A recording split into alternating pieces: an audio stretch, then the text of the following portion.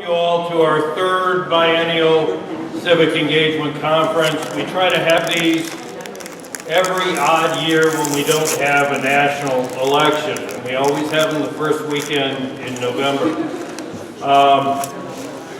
I think these kinds of conferences are really important. Americans are really losing faith in our government. The last time I saw an approval rating of Congress, it was at 11%. It's pretty hard to go much further down than that. Also, Americans are losing trust in each other. We don't trust our neighbors nearly to the degree that we used to. We have the lowest trust ratings that we've had since we started doing polls 70 years ago. It seems like regardless of who we elect and which policies get implemented, regardless of our partisan leanings, we've become increasingly delusioned, cynical, and apathetic, while the problems in the country continue to fester and grow. It seems to many of us that those in charge are either incompetent, impotent,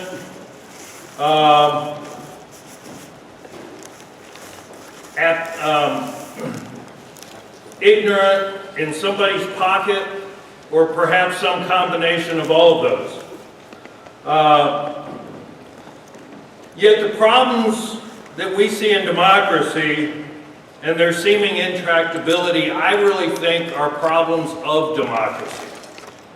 They result from the hollowing out of citizenship and the marginalizing of our citizens. Citizenship and civic engagement has become one of two things in America today. First, it's all about voting and elections. Go vote, do your civic duty, and then we go home and wait for our leaders to fix our problems. The second way citizenship is often played out, and people are told, well, if you want to do something good for your community, go volunteer, engage in service. And while both service and voting are important, citizenship should not be limited to that. Our engagement in our community should not be limited to voting at an election and going out and helping the less fortunate.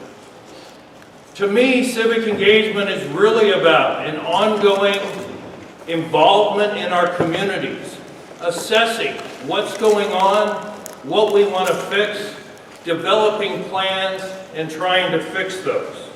Real citizenship means working together in partnership with government, in partnership with social service agencies, educational institutions, to try and change what's wrong in our communities, not ameliorate the consequences of those problems. Robust citizenship means acting to impact your communities, not being acted upon. In part, us in higher education are to blame for hollowing out of citizens. My own field of political science focuses on voting and the institutions of government. We're told, if you want to be a good citizen, then go vote. And that's about the extent of it. We don't teach students the tools that help them to act as powerful agents in their communities. Education has a vital role to play in restoring a concept of citizenship where citizens are active participants in the day-to-day lives of their communities. John Adams told his son, "You will ever remember that the end of all study is to make you a good man and a useful citizen." Horace Mann, an early advocate for public education and known as the father of the common school, explicitly contended that democracy requires educated citizens. And John Dewey, a reformer of public education at the turn of the century, said, "Democracy cannot flourish where the chief influences in selecting subject matter of instruction are utilitarian ends narrowly conceived for the masses and for the higher education of only a few." Yet, we think of college as a path to a good job. And while it can be that, it needs to be so much more. Community colleges were born as democracy's colleges in two ways. One, we're democracy's colleges because we provide access to large numbers of students who traditionally would never have been able to go to college. But we're also democracy's colleges because we provide civic education to students that may never go to a four-year school. And I think we as educators, both at two-year and four-year schools, have flagged in our responsibility to provide an education that carries democratic values, ideals, and processes to all our students. So 5 years ago, Lone Star College Kingwood was one of the original signatories of the Democracy Commitment Declaration. And the Democracy Commitment is a national initiative providing a platform for the development and expansion of community college programs, projects, and curricula aimed at engaging students in civic learning and democratic practices. Lone Star is now committed to taking that across all our 6 campuses. And we have people here from Dallas, from San Antonio, from Austin, from Maryland, from Arizona, that are also part of the Democracy Commitment. This is the beginning of a national movement to restore the democratic purpose of higher education. So this is the 3rd time we've done this conference, and I really like this year's theme the best. Income inequality and civic engagement. I've been concerned with income inequality for a number of years. I have 2 daughters that are in college, and I now have a granddaughter that's 2.5 years old. And I worry about the opportunities they're going to have in this country. I worry about the promise that America has always held.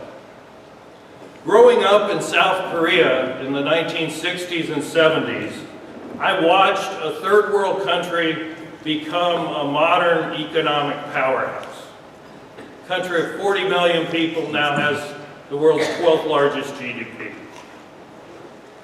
As they were developing and becoming economically powerful, I watched income inequality as measured by the Gini index, which is a standard measure that economists use, go from in the 50s to about 35 today. In the Gini index, 100 is complete inequality. One person has all the wealth and income. 0 is complete equality. So I watched South Korea become more egalitarian and more democratic. Here in the States, during that exact same time, I think we've done exactly the opposite. Our Gini index has gone from 38 in 1979 to 49 today. Our levels of income inequality are now the equivalent of Mexico, Rwanda, Uganda, and Sri Lanka. Those are not the kinds of countries that I want to emulate. South Korea now has an income inequality that's like Sweden or Norway or Germany or France. Countries that we think we're like. I think many of the problems of democracy come from these rising levels of inequality. But that's my personal view. This conference, as much as I might like it to be about my personal views, are not about my personal views.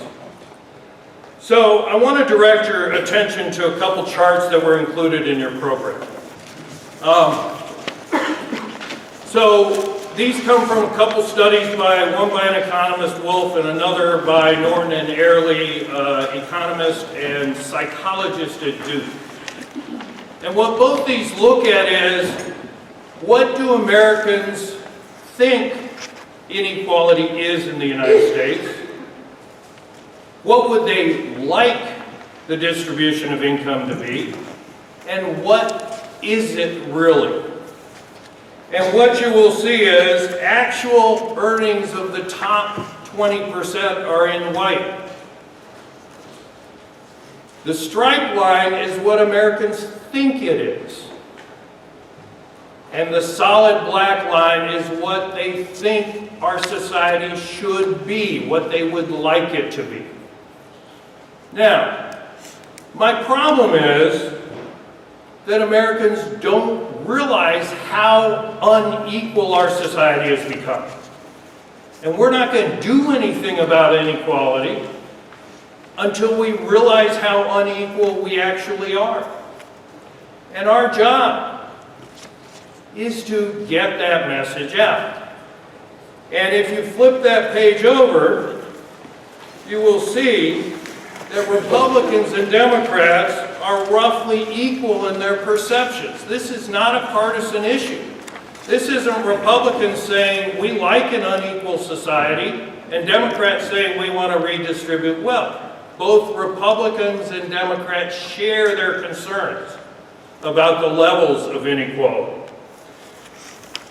While we may differ on how we need to solve the issues, until everybody understands how dire this issue is and until people have accurate perceptions of how unequal our society is, we won't have those conversations. Many Americans still think they're living in 1950s America when it comes to level of income inequality. And that's simply not correct.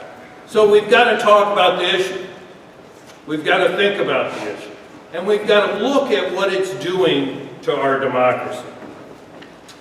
That's what this conference is about. We've lined up some really great guest speakers.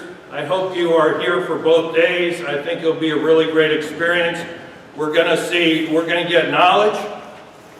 We're going to have experiences about income inequality, and we're going to see things people are doing to educate the population on income inequality. I want to take a minute before we move on to thank our sponsors. Suddenlink Communications of Kingwood is helping pay for the food, as is Norton Publishing. Norton Publishing also contributed the books that everybody got in their swag bags. Cengage Learning, who is providing financial support for the conference.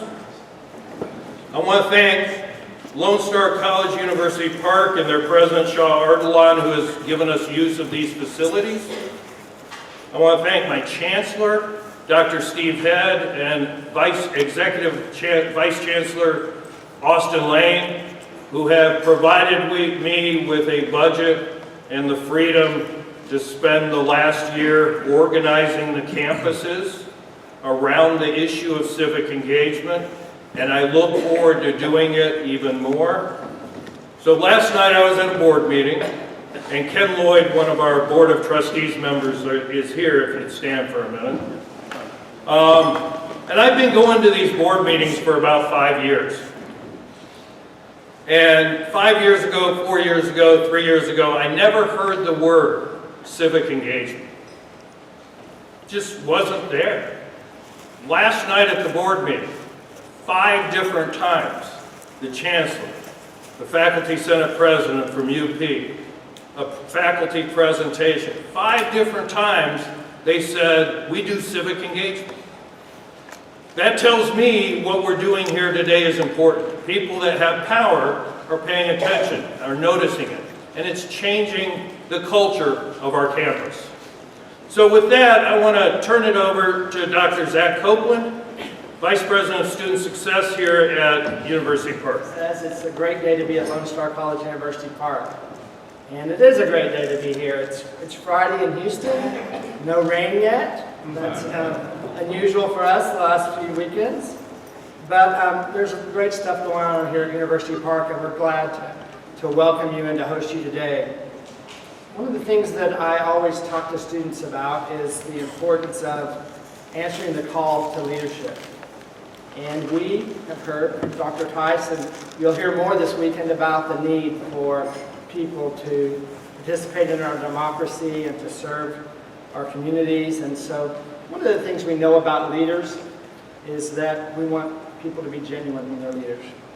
And I hope that your time in college or university is a time where you learn more about yourself, learn about your communities, and learn about your passions so that when the call for leadership comes, you'll be ready to answer.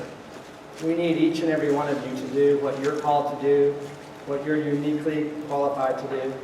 And so we hope that this time here at this conference will provide you with some learning, some engagement, and some inspiration.